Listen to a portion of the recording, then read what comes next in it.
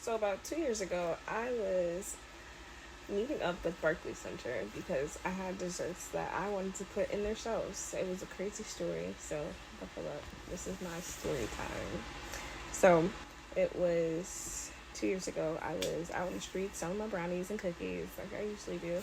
Actually, not cookies, brownies and cupcakes. But at that point, I stopped selling cupcakes because it was way too much work, packaging, people's hands, all that stuff. So I ended up just packaging brownies. And my thing was, I'm gonna package these brownies and just sell it around, get people to know my business. I see my little line. Hi, my name is Ella. I'm selling brownies to help promote my small business. Today I have chocolate chip cookie dough brownies with Oreo crunches on top. That really gets the folks. And nobody's doing like, I guess, door to door sales at this point because everybody's doing everything online. So I'm like, this is a very underappreciated market right now. And it was. I did it for about, I want to say, 5 years, and it's always given me the funds that I needed. And I started when I was in college, so pretty young, not that young, but like I was pretty young, and I always had like a baby face, so people thought I was a lot younger. Like 16, I was really like 20, maybe 19, 18. I think I started around 18-ish. I can't recall, but it was college age, and you start college at like 17, 18, 19, 20, 21, whatever the case may be. So those are the years that I was doing it, and a little bit in a few years after. So that, I can get some extra funds. I had bills to pay. COVID happened as well. So after COVID, I was hustling, doing that, as still doing it. I was selling in my neighborhood and on my way to school. And at my school, I was doing it to establishments and businesses and people that were just on the streets when I meet them. Best way to get rid. And I knew this was going to be exposure for me because, one, I don't like the public that much, and two, not that I don't like the public, it's just there's too many crazy people out here, and two, it's the best way to learn rejection because there are going to be people who's going to be like, no, and this and that. But like, I didn't get too many rejections, but when I took them with grace because people just didn't want to buy, and I'm like, all right, cool, no problem, on to the next one. My mindset was, what is the worst thing they can say? Quite literally, what is the worst thing they can say besides no, no, thank you, I'm good, whatever, like anything along the lines of those things. So every day I did it, not every day, but as many days as I could. And my motto, my mindset was just do it. Just do it. Wake up, just do it. Make the brownies, package them, put them in the box, go sell, just do it.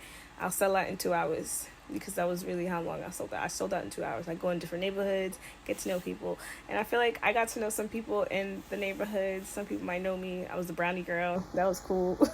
Honestly, I really enjoyed it. Like, I pushed myself. I just kept going doing it, kept on going, making it a habit so that, I could get my funds up one and to have people buy my stuff. I probably should have had more like a mailing list or something like that. I do have people's like emails and things like that from when they actually ordered, because from then it would go to, oh, what else do you make? Do you know how to make this? Do you know how to make that? Yeah, I know how to make cakes. I know how to make cupcakes. I know how to make all these things. So there would be people asking me to make orders. And especially during COVID, I was taking last minute orders left and right because why not? I had time. Yeah, I had time. Like, so yeah, I'm gonna do it. There's birthdays, like baking businesses, you're constantly gonna get some type of customer base because it's always somebody's birthday, somebody's baby shower, somebody's wedding shower, whatever the case may be. There's always opportunity. And another thing it did for me was build trust in myself that I did what I said I was gonna do. It also pushed me to do something not I was scared to do, but like I'm setting myself up for possible rejection today. But it's a part of it, it's a part of the whole process.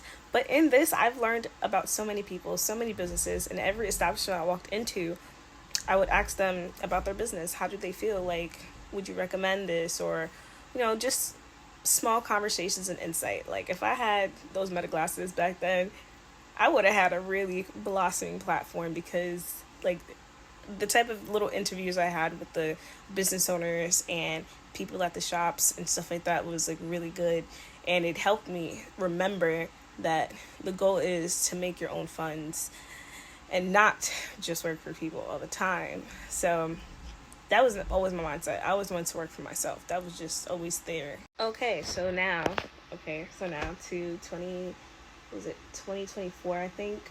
and I was selling like I normally did. I felt like this was no longer sustainable, and I didn't want to really do it as much, but I pushed myself that summer because I wanted extra money, and you know, I haven't done it in a while. Like, maybe I had an itch for it, and I was just like, girl, go out there and sell your treats, get people to know you, and whatever the case may be.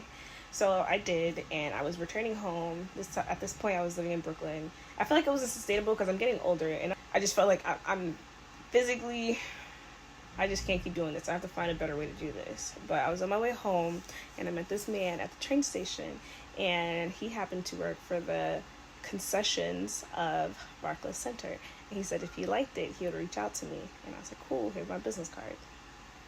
So he loved it. He had responded to me on Instagram and said that I really enjoyed it. I'm going to try to see if I could speak to the head of concessions at Barclays Center to have your treats at, at Barclays Center. Like, I was excited. I was trying to be calm and cool and collected because, like, anything could happen. The thought was great. The opportunity sounded good. But, I'm going to make sure that I put in the work so that I can get this ball rolling, honestly. So that's my plan. So, like, I was like, cool. We set it up. We had a day. I can send you the email, show you the email if I have a way to do that. And I was like, cool, I'll come in, I'll bring you the treats, I'll speak to the director, and, we'll see what goes from there.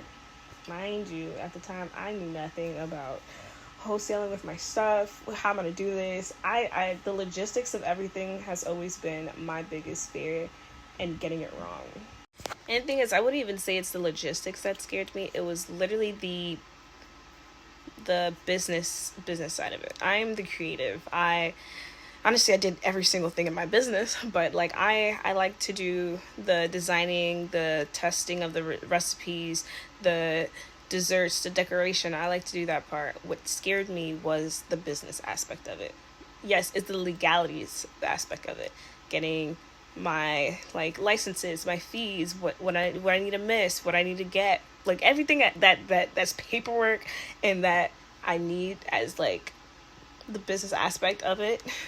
I was always nervous, and it annoyed me because it delayed me when it came to doing the things that I needed to do, because I was a little scared, and I didn't think I could do it for some strange reason. That was so annoying. But I slowly started doing it over the years, which I'm a little more proud of myself about that.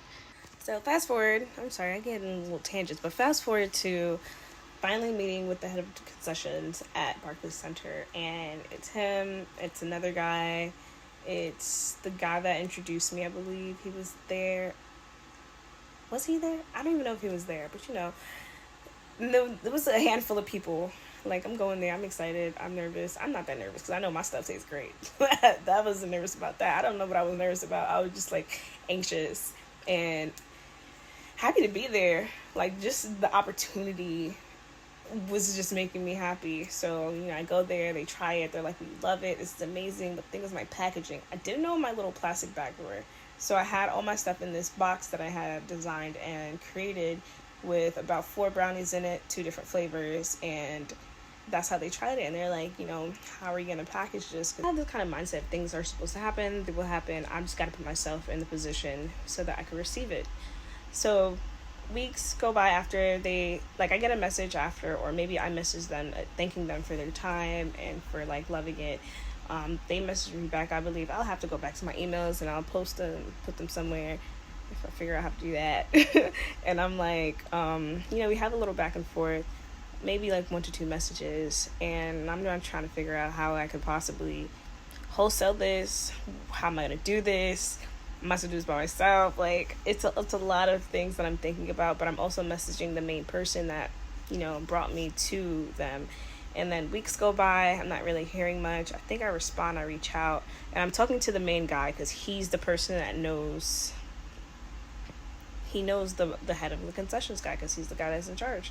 So I reach out to him, I'm talking to him, and he's like, yeah, we're going to do this, we're going to wait for this, we're going to wait.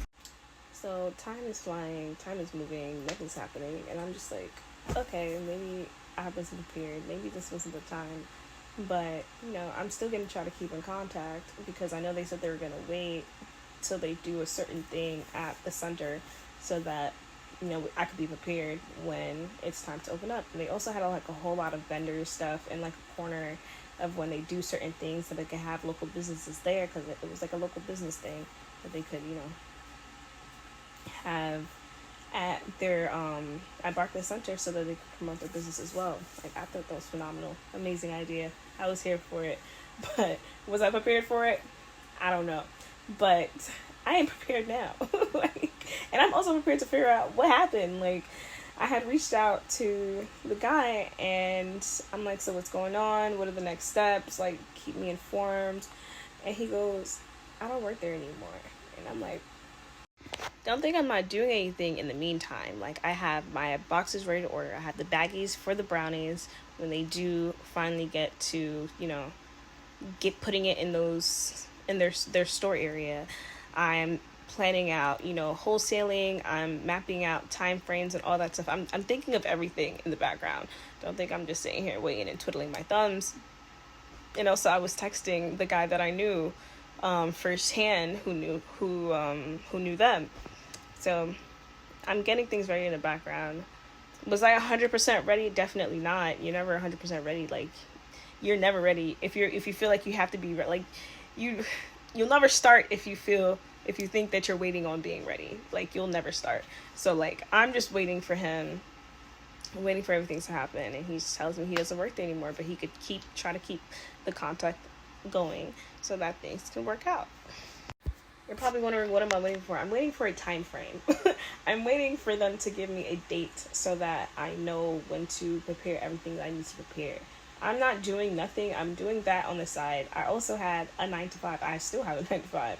So I'm not doing this full throttle. Like, I still have work. I'm doing everything 50-50. I like to think of it as duality. And I know that you're supposed to go 100% in your business if you're doing business. But, like, I need that slight bit of security so that, when I start having fears or whatever, that's what I have. And I know that's most likely what's been keeping me back. I really know, but I need funds. I need funds to buy the ingredients. I need funds to buy the things that I need, the packaging, the logos, the design, the software. I need funds for all of it. So I was still working, but I'm still trying to figure out how I'm going to do this. But I feel like I am going on a quest to figure out if this can still happen. Yeah. So I made some bags this year, and I was adamant. Like, every year I try to have something that I'm going to do for my business. Like, last year I was like, I'm going to make classes, and I hosted a bunch of classes at this cafe that was across the street from me when I was living in Brooklyn. This year I wanted to make a 30-day trend of desserts. It was heart-shaped cakes.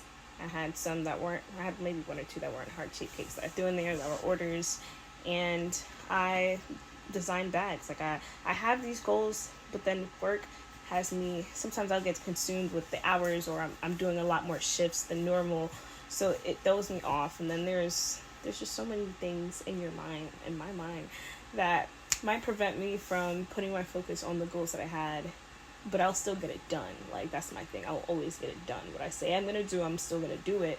It's just the time frame that might be a little different. This year is to try to get my way back into Barclays Center. If that's a possibility, Lord willing, we'll try to figure that out, and I'll keep you guys posted. Yeah, if it's not them, then maybe somewhere else, but I really want what I want, and I want to work for it. Like, I'm a very hard worker, especially when it comes to the things that I love to do or like to do.